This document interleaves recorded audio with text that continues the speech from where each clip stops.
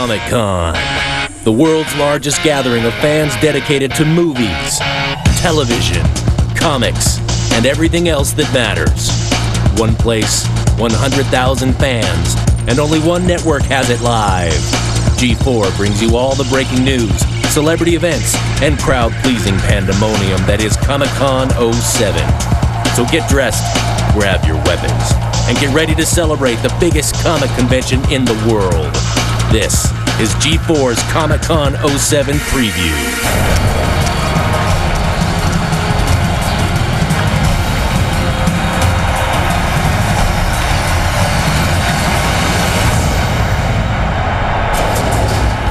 Welcome to G4's Comic-Con preview special. Now tonight we are going to show you everything you need to know to be ready for the convention that shapes the entire year in pop culture. I'm Blair Butler and this is the lovely Chris Gore. Yes, indeed I am. Now for those of you who haven't heard, at the end of this month, legions of comic book fans will commune with Hollywood's hottest directors, stars, and tastemakers to decide what you see, read, and buy for the next year.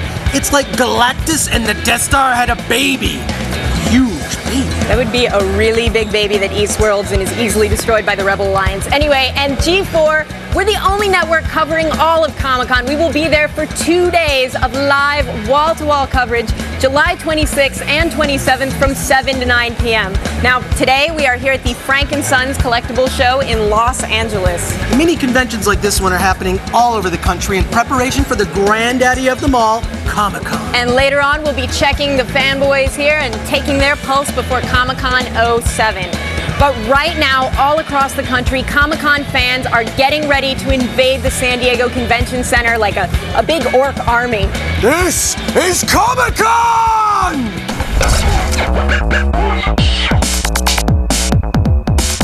The biggest comic book convention in the world. The chaos. The celebrities. The once-a-year, once-in-a-lifetime fan extravaganza.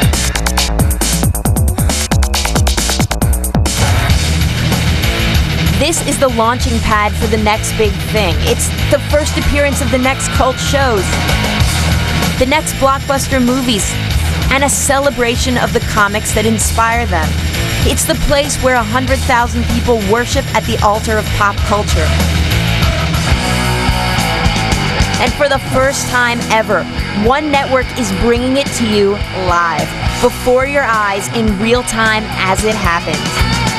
This is Comic-Con, and only G4 brings it to you. Every year since 1970, Comic-Con has grown more and more important to pop culture and the entertainment industry. Take that, jocks! Now, Comic-Con is quirky and unique for a lot of reasons, just like the attendees. You know, this is the place where the fans come to meet the industry and vice versa. And by fans, we mean us. Right. Because we're fans, we're just like you, we're nerds. Big nerd. But the great thing is, you know, Comic-Con is where they debut all these huge franchises like Spider-Man 3 and Pirates. They're going to be the movies rocking your summer and your blockbusters for years to come. And you get the instant reaction. It'll be like, I thought it was terrible. I thought it sucked. That's me on a computer. Now, whether you're a 30-year Comic-Con vet or a newbie wondering what's going on, we've got the inside scoops for you. Comic-Con. Comic-Con. Comic-Con. Comic-Con. Oh boy, you could do a whole interview about the San Diego Comic-Con. It's geek nirvana. And I've been going to that show for like 10 years now. Comic-Con is this massive 5-day event where people dress up in crazy costumes. It's also fondly referred to as Nerd Prom. It started out years ago, I don't remember when. Just a gathering of a lot of fans and occasionally some professional people in the field. And it has grown over the years and grown and grown. I guess now they're up to 100,000 people. It's every kind of nerd that you've ever thought of or ever heard of or ever imagined. And they're all there. Comic-Con is a place where no one has any shame, where no matter who you are, you feel that you look good in tights. It's like this insane celebration of like sci-fi and fantasy and comics and toys, and there are people running around dressed in chainmail, which FYI causes rusting and chafing.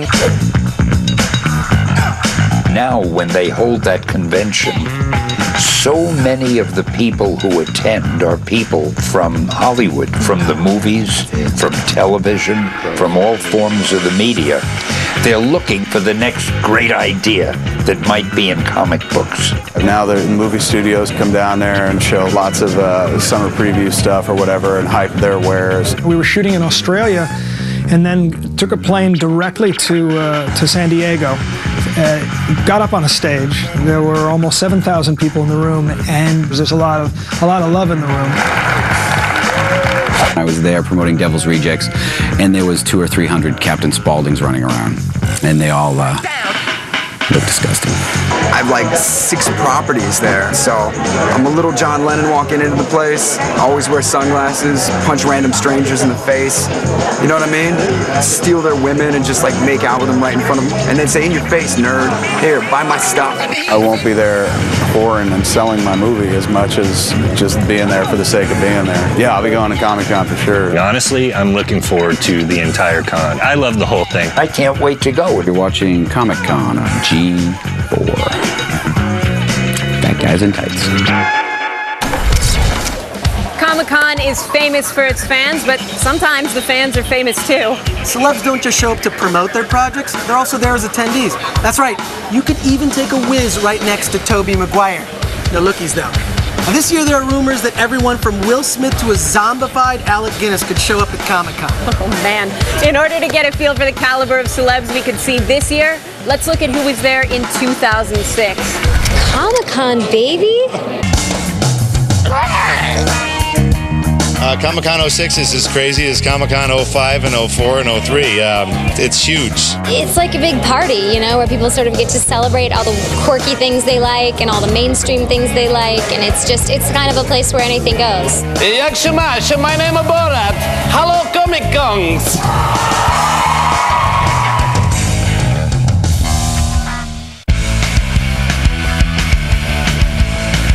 Ladies and gentlemen, Samuel L. Jackson, the star of Snakes on a Plane. I'm here with Stan Lee, the man, the myth. Attack of the Show's new correspondent, Rosario Dawson. I'm nervous.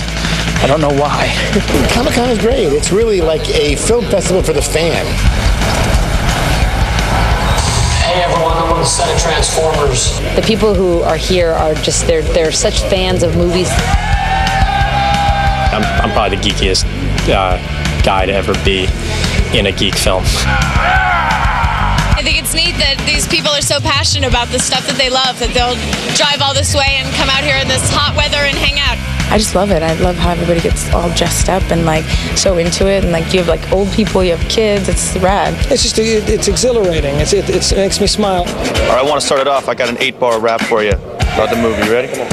I've been at Comic-Con for days, but it feels like weeks. I'm surrounded by nerds, fanboys, and geeks. You know you got the stories, many of them to tell. Your character's name is the... So, you know, big-time fancy Hollywood guy like you, I'm sure you're going to get mobbed when you walk around out there. Are you going to show up in a costume tomorrow?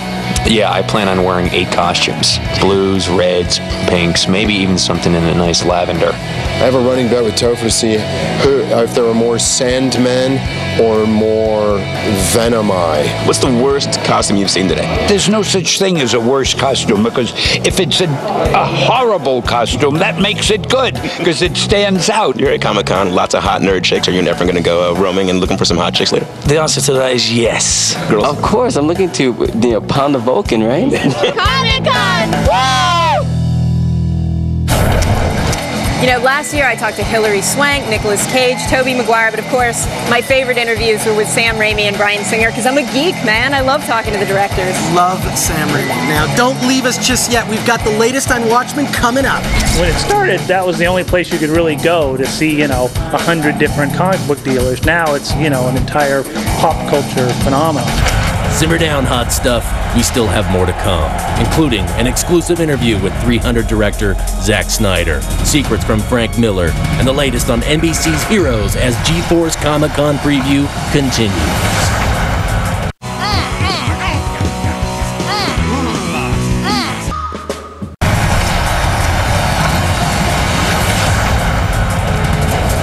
Back to G4's Comic-Con preview special, the essential primer for the year's biggest pop culture convention.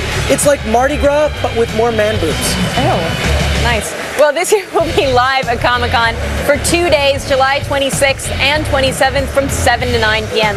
We'll be giving you the inside scoop on everything you need to know in comics, movies, and fashion.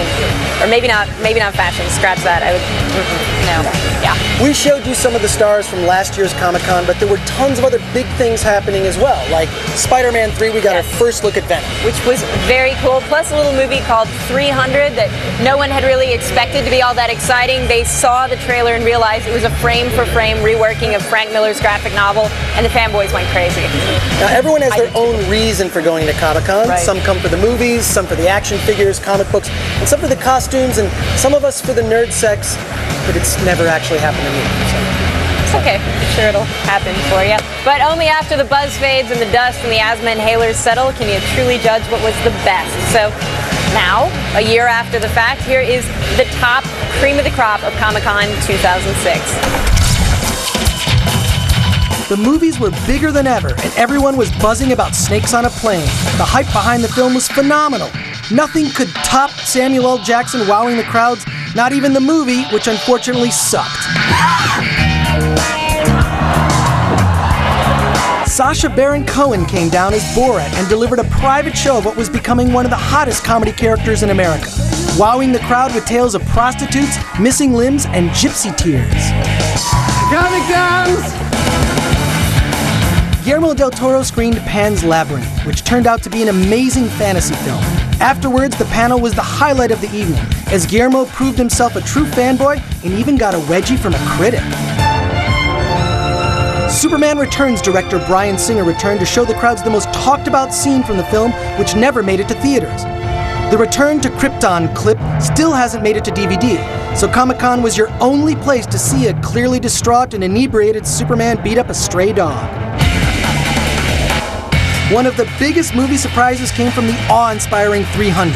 The crowds were blown away by Zack Snyder's masterful direction of the action-filmed and stylized battles of the Spartans, taken from the pages of Frank Miller's graphic novel. The film went on to beat all odds, even after the trailer was attached to Mel Gibson's Apocalypto. But the biggest movie blockbuster for comic book fans was Spider-Man 3. We finally got our first look at Venom. Sam Raimi and the whole cast were on hand to feed the fans the inside scoop. Sometimes Spidey gets sad too. During the 4-day event, there's also the Comic-Con International Independent Film Festival, filled with independent genre films. One of our favorites, Zombie Prom, won the Best Live Action Short. This musical zombie comedy, based on a 50s horror comic book, has proved to be a classic campy film. We're looking forward to the sequel, Zombie High School Reunion, to see if the zombie quarterback is fat and bald. The films continue to get all the attention at the convention, and these were the best of the best. We'll be bringing you moments like these at this year's Comic-Con, plus the winner-take-all arm wrestling competition. Really? No, not at all. Now, last year, it seemed comic book film adaptations had reached their peak with the popularity of Sin City, only to be followed by the slight disappointment of Superman Returns. Fortunately, Zack Snyder showed up just in time and blew everyone away with 300. Yeah, 300, I think, surprised everybody, including the studio. Did anyone predict it could have made that much money? No one thought it was going to make that kind of money. I think that's the number one reason that Watchmen got greenlit. It was a faithful comic book adaptation, literally a shot-for-shot adaptation that really proved that these sort of marginal comic book properties, like Watchmen, which people just haven't been able to adapt, can be done. And after so many false starts, it's great that Watchmen's finally happening and in good hands. I'm excited. It's like the greatest graphic novel ever made. So now, before Watchmen launched into production, we got a chance to sit down with Zack. Here's our exclusive interview. During last year's Comic-Con, Zack Snyder exploded onto everyone's radar when audiences got an advance peek at his feature film version of Frank Miller's 300. You know, Frank certainly is capable of making an awesome 300 movie. Taking over the reins from a comic book legend can be daunting. So, how did Zack collaborate with Miller? Frank was there in the book every day, in every frame. You know, in some ways, we probably were more obsessive about the book because he wasn't there. The next exciting step in the 300 experience, this summer's DVD release. We at one point, we were going to do this, we had these Persian giants, and they had these midgets on their back, and they were like firing arrows. They were armless, and they were kind of like lumbering around.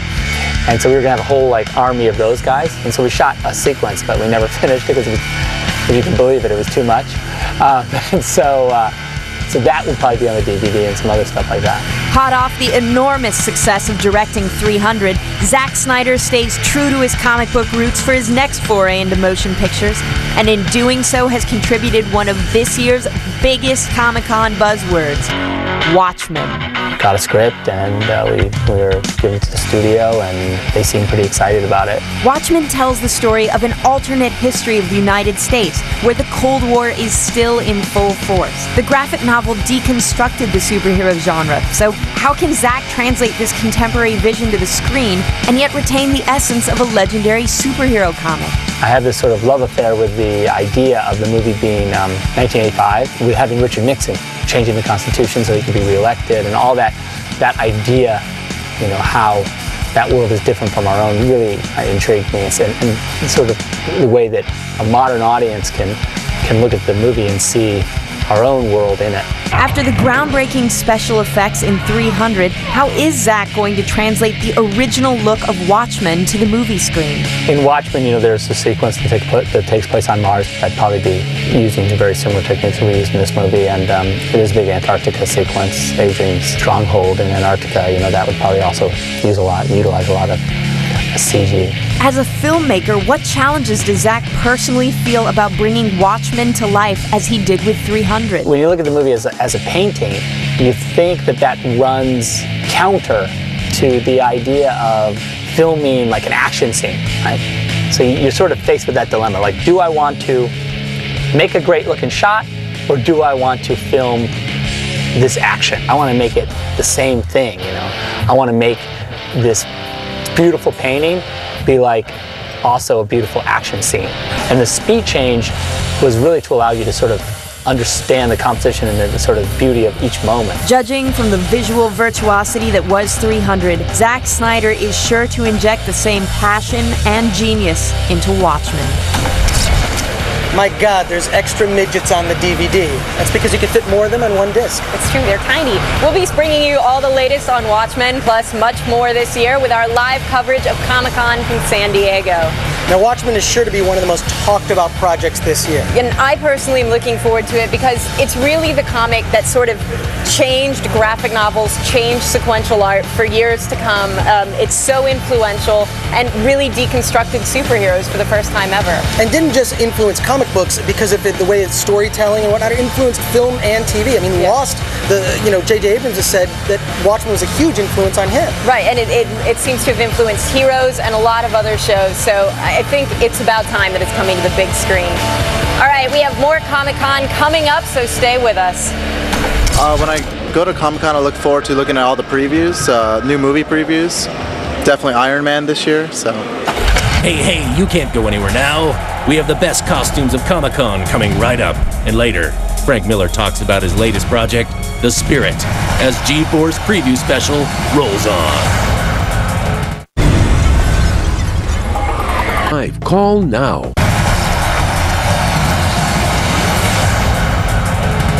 When I'm at Comic-Con, I have to get myself Darth Maul lightsaber. Both of them, so I can connect it and be cool.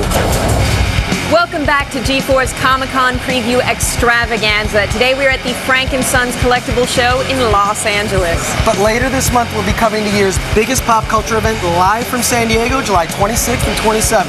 We'll show you the hottest news in comics, collectibles, and allergy medication. Yeah, sometimes you need it. Anyway, Comic-Con is a great reminder that the word fan is short for fanatic. Indeed it is. Comic-Con is famous for its costume fanatics who can range from the casual to full body armor. But they say you don't know a man until you've walked a mile in his shoes or white plastic boots, as the case may be, which is exactly what I did. Comic-Con, the biggest nerd event in the world. 100,000 fans come out to see people dressed as superheroes, super freaks, and, well, we have no idea what this is. But what does it take to walk the halls of Comic-Con as one of these costume super fans? I decided to find out by stepping into the plastic boots of the few, the proud, the stormtroopers. I just didn't realize it would take 5 hours for me to get dressed.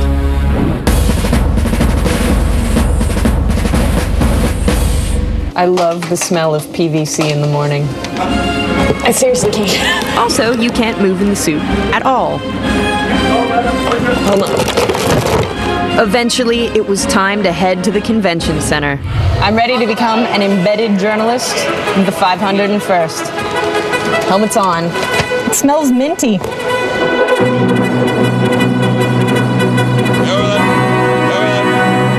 After a morning of rigorous training, I discovered that I was really learning what it's like to be a stormtrooper. Excuse me, sir. Could I see some ID, please? There's no respect for the Imperial authority here. I can't find my holster.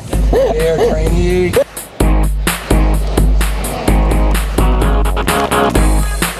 So, you guys like to party? Just gonna cover that up there. Everything seemed to be going well. I got it. But apparently, the stormtroopers didn't think all of my behavior was appropriate. Woo! Yeah! Does this thermal detonator make my ass look big? Right back at you. I'm sorry, ass. Oh, crap. Still, even though there were a few little problems, I felt like I totally had the hang of being a stormtrooper. Honestly, I feel like I'm completely part of the troop, which is great. Guys, what's going on, dude? Blair, I do have an obvious question I think everyone wants to know is, how do you go to the bathroom in those costumes? It takes so much time. You have to take every piece of armor off. So basically what you hear in the bathroom is just like the sound of armor dropping, and then you have to get out of the body. That's why I don't wear armor. Yes. Now, actually, I consider myself a casual costumer, but here's a look at one of the more dedicated fans. In this quiet, serene California town lives one of the fiercest and most heroic warriors the world has ever known. I'm Estaban Marinos. I impersonate Wolverine. Estaban is a contractor during the week, but is famous for his weekend Wolverine appearances at Hollywood Boulevard and at comic book conventions nationwide.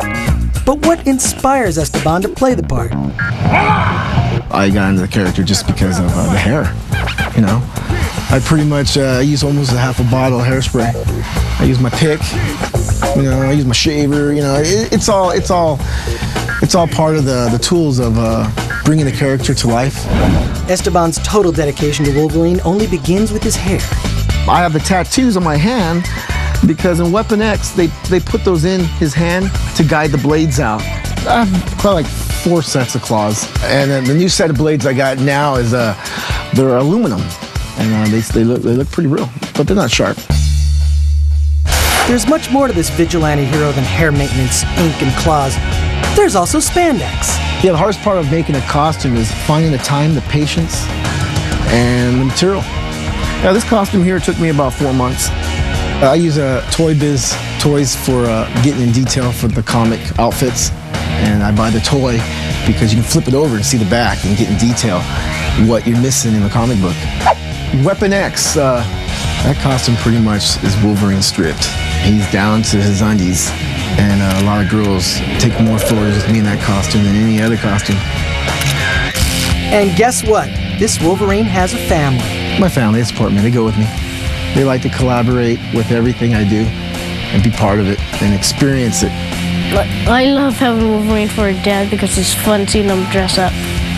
I would love to dress up as a character, but I just haven't found the right one yet. There's times when it's not always easy. He comes home late, and then I have to question, you know, are you really working out? But I support him. When we go to Comic Cons, it's really great, and I know he loves it. See you at Comic Con!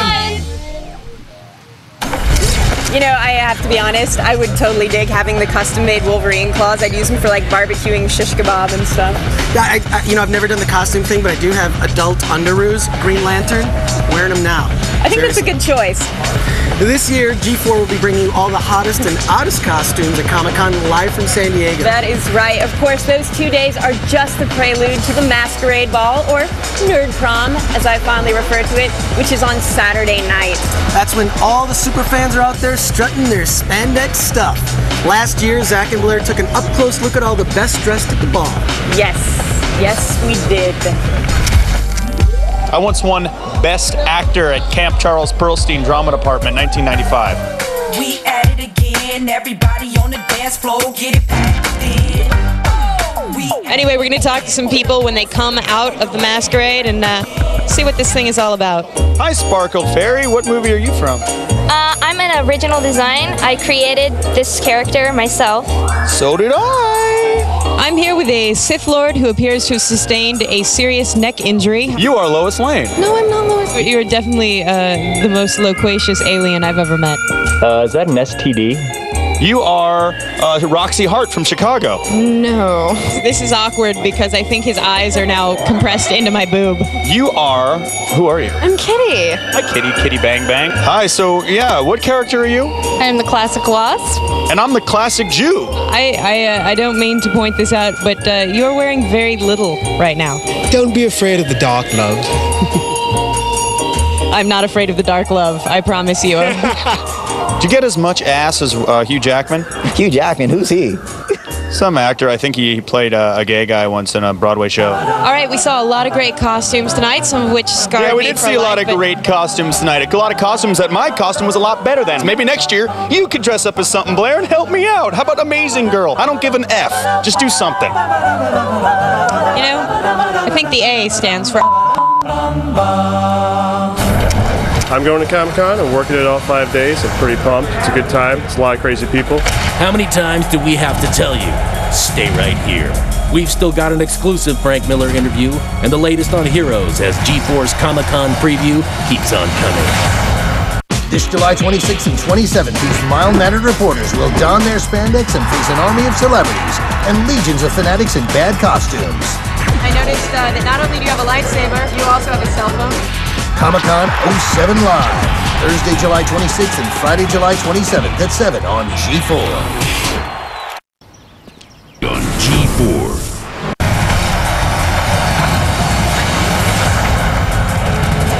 Welcome back to G4's Comic-Con Preview Throwdown. Now, we will be at Comic-Con July 26th and 27th, broadcasting live from 7 to 9 p.m. So come on down and jump in the background of our shot like a jackass. You know you want to.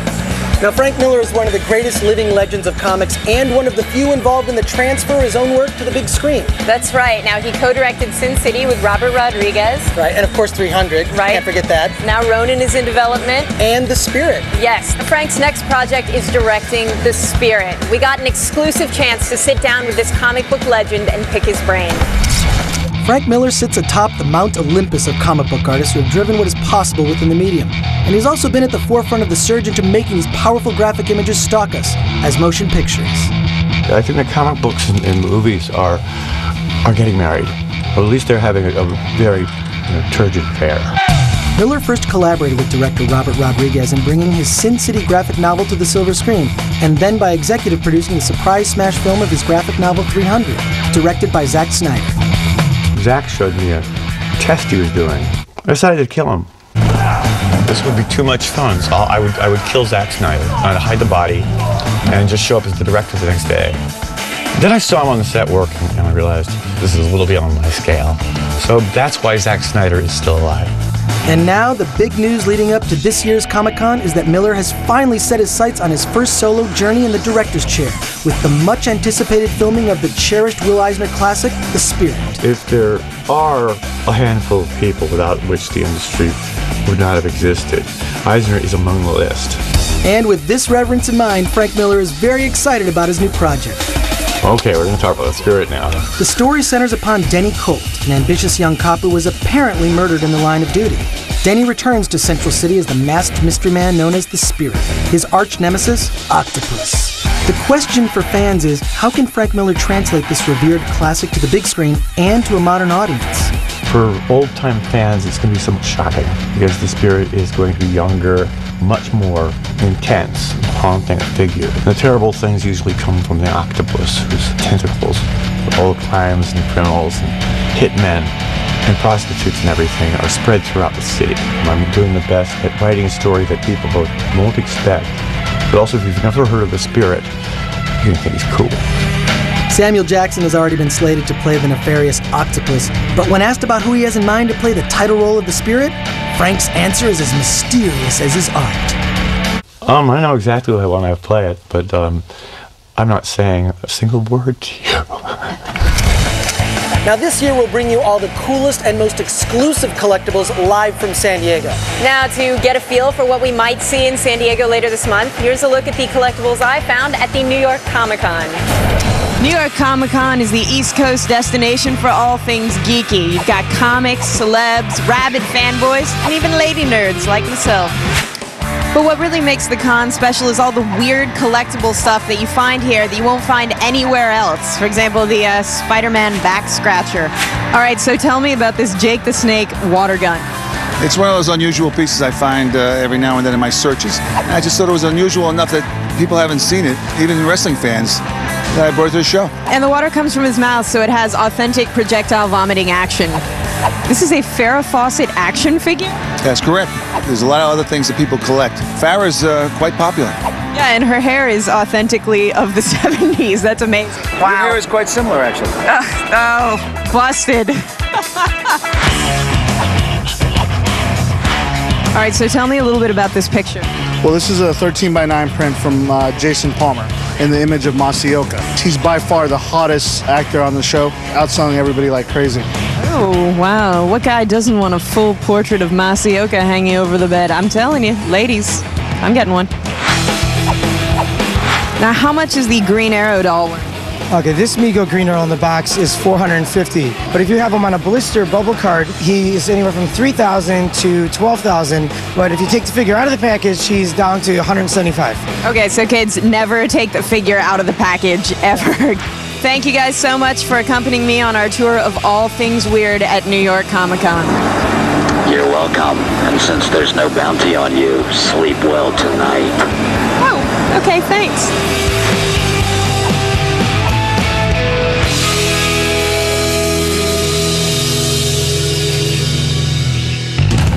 Man, I really wanted to go to Comic-Con last year, but she wouldn't let me, so I need to know what I missed. Don't move a freaking muscle. We've got the latest on NBC's Heroes and an exclusive interview with their creator coming up as G-Force Comic-Con preview continues.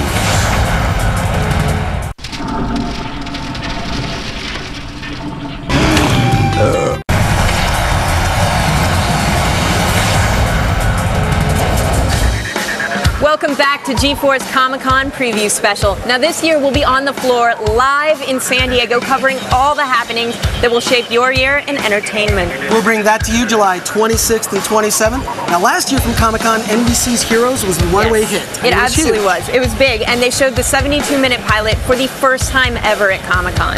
Yeah, and we saw it there, and I think you knew it would be a hit right off the bat because they took the subject matter of superheroes so seriously. They definitely did. Now, I tracked down Heroes creator Tim Kring after only 2 restraining orders. Sorry, Tim. And I asked him to cough up all the secrets about the upcoming second season. You know what? Got a few answers.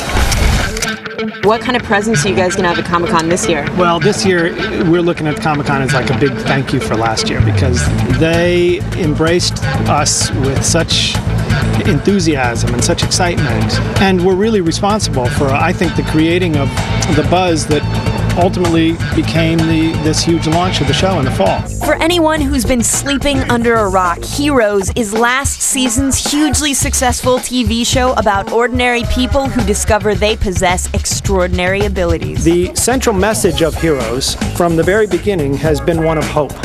The idea that people from all around the world could come together to do great things, and in the process make the world smaller and more interconnected. And clearly, Heroes has struck a chord with people around the world. And to reach more of those fans in person, they have announced an unprecedented Heroes World Tour, which will have the cast making personal appearances in Tokyo, Hong Kong, Singapore, Munich, Paris, London, and New York City, as well as further stops yet to be announced. We are thrilled and eager to visit these fans and to celebrate the show's success. The international success of Heroes sets a high bar for the cast and crew heading into Season 2. Now, a lot of really hit shows that have had amazing first seasons have sort of struggled in their second year. How are you guys avoiding the sophomore slump? The show has become a show that defies expectations every week. And so in some ways the second season has to do exactly that. We hope that by midway through the season people are saying, wow, I didn't think we were going to go in that direction. I'm a big Heroes nerd. I saw the season finale. I know Peter's got some regenerative powers, but what are Nathan's odds? Well, Nathan is a little up in the air right now. Literally. You know, Peter has a fighting chance. Right. But then again, Nathan can fly. Right. So it means that there could be various scenarios. Very cool. Now, are there any other sort of exclusive tidbits that you can hint at for Comic-Con that might sort of tantalize people? Not that I can say right now. Comic-Con's a blast. People in costumes, will we ever see any of the heroes in costumes? You know, we've tried to stay away from costumes. Right. You know, we have a no spandex rule. Now, there's no doubt that we'll be covering heroes again this year at Comic-Con, but do you think it'll be as big as it was last year? Absolutely. I mean, Volume 2, as it's being called, kind of like a comic book, which is cool. Right. It's going to be bigger because now there's more fans. I mean, you know, they've laid out even more questions. Definitely. I can't wait. Yeah, and I think they're going to avoid the sophomore slump that really plagued shows like Lost, that even the Lost producers kind of admit happened, because they're really giving the fans answers in Heroes, which I think is what people want. Yeah, what do you think is going to replace the Heroes buzz? As far as TV goes, I really think Bionic Woman is... don't be embarrassed for me. Let me nerd out. It's got Katie Sackhoff from Battlestar Galactica in it, and it has these cool little bionic stump legs. Come on! Bionic! You mentioned my show, Battlestar Galactica. Right, which I love too. Knowing that it's coming to an end, and I hope we're going to see a preview of Razor, you know, this direct-to-DVD thing that'll mix in some of the old Galactica cast. Exactly. I really can't wait for Galactica. I'm excited. More from the Pegasus, so that'll be pretty cool. Now let's hear from some of the attendees of this mini-con before we take a break. I'm excited to go to Comic-Con because I'm looking forward to, like, you know, seeing like the Heroes panel, Lost panel, kind of the community and the fans, kind of interacting with the stars and the creators of the show. It's really cool to kind of be a part of that. Where do you think you're going? We've still got everything you need to know about suiting up for this big show coming up. Keep it firmly planted. There's more on the way. You think you've got what it takes to be a ninja warrior? It's right now, and it's here at DeVry.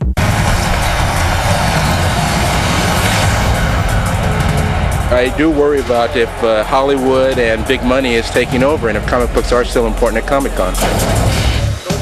That is a very good one. I think the hardcore fans always have the best questions. Welcome back to G4's Comic-Con Preview Special. Yes, now to answer your question, I don't think comic books are going anywhere. I really think comics are the source material for all these big Hollywood blockbusters, and they're cheap to print, so they'll be around for a long time. Absolutely. And I think it goes back to the fact that this convention didn't start with movies, it started with comics and with hardcore fans selling those comics. And you know, they've told me that, look, the movie studios would buy every booth space if they could, but they don't allow it. Now, when it comes to costuming, there is a right way to do it, and believe me, there is a very wrong way to do it too. So to help you prep for this year's convention, we've put together some do's and don'ts of costumes.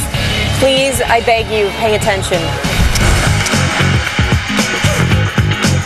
Comic-Con only comes around once a year, and that means just one chance to make your Comic-Con costume memorable. So if you're going to dress up, we thought we'd lay out some helpful do's and don'ts to make your con a more enjoyable experience. Do work out. If you're going to dress like a superhero, it helps if you're built like one, so please do those crunches. Don't scar your children for life. Someday their future girlfriends will see this and laugh. But I hate happy trees! Do try to keep inappropriate nudity to a minimum. Seriously, there are film crews here and we will record you. Don't expect to be the only Stormtrooper, or the only Jedi, or the only Boba Fett, or the only Imperial Guard. Seriously, other people have thought of this too. You know, just like an FYI. Hey! Do work in pairs. Batman and Robin, Predator and Alien. At least this way, when someone tries to beat you up for dressing like that, you've got backup or someone else to take a couple of those punches. Do be creative. We like Boximus Prime. We like Elvis Trooper. We like fat, unemployed Skeletor. But we still have no idea who the hell this chick is supposed to be.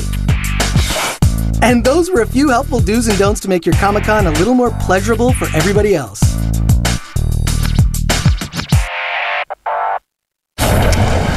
So now that you know what it takes to make like the perfect costume, the folks at Frank & Son are offering a $1,000 prize for the audience's favorite costume at this year's Comic-Con Masquerade. Stick around, we've got our top movie picks for this year's Comic-Con coming up right after the break. Iron Man.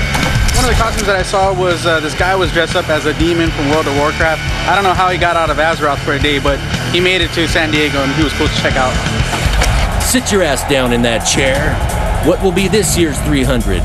We'll run down our picks for the top films coming out of Comic-Con this year as our preview special continues.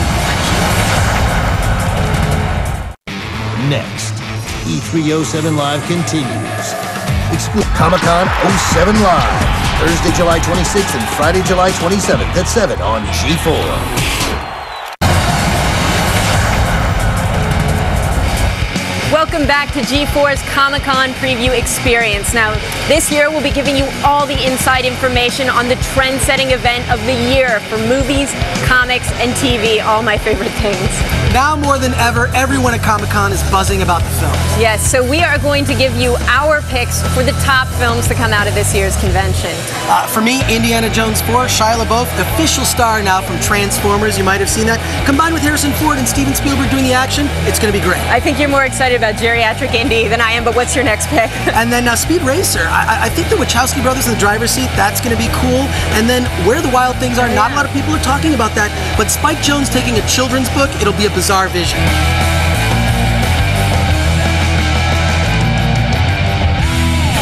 A big fan of Sweeney Todd, which is a Tim Burton film directing Johnny Depp and Sacha Baron Cohen in a musical about a serial killer. I think it'll be really interesting. Of course, Hellboy 2, which is directed by fan favorite Guillermo del Toro, is Pan's Labyrinth, Blade 2.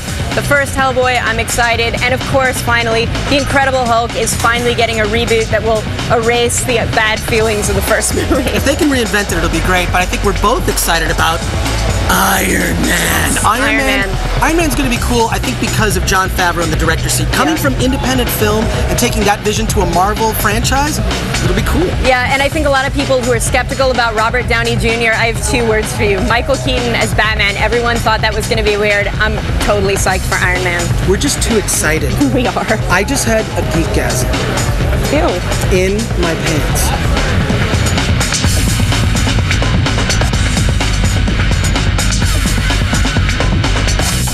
Thanks again for plugging into G4's Comic-Con pre-show extraordinaire. Now, just to remind you one more time, this year we'll be on the floor covering every special event, all the breaking stories, and extra surprises that will shape your year in comics, movies, and TV. All live from Comic-Con in San Diego, July 26th and 27th at 7 p.m. Check out g4tv.com/Comic-Con for more info. And don't forget, tomorrow night at 6 p.m. we have yet another day of exciting E3 coverage. We'll have more exclusives and inside scoops, so you won't want to miss it as G4 presents E307 Live continues. Check out g4tv.com/E3 for additional E3 coverage, behind-the-scenes photo galleries, and interviews with our E307 live hosts. And if you've missed any of the week's exclusive E3 coverage, don't sweat it. You can catch it right here, right now on G4. Yes, thanks again for plugging in. We'll see you in... Once upon a time, they told you not to play